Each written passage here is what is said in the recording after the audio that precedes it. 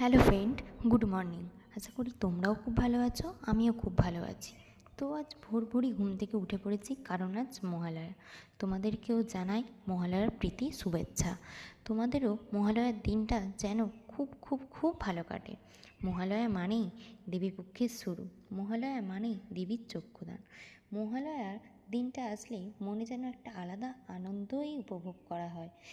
আজ ভোর 5টা বাজতেই ঘুম থেকে উঠে পড়েছি। এদিকে এসে দেখি টিভিতে আবার মহালয়া শুরুও হয়ে গেছে।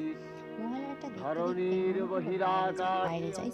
এসে দেখি বাইরে ভিউটা খুব সুন্দর। ভোরে হালকা হাওয়া, হালকা মেঘ যেন মনে একটা আলাদাই আনন্দ কাজ করলো। মনে হলো পুজোর আর বেশি দিন বাকি নেই, পুজো তো কাছাকাছি এসে গেছে। দেখে মনে যেন একটা আলাদা আনন্দই কাজ জাগরিত জ্যোতির্ময়ী জগন্মাতার আগমন বার্তা আনন্দ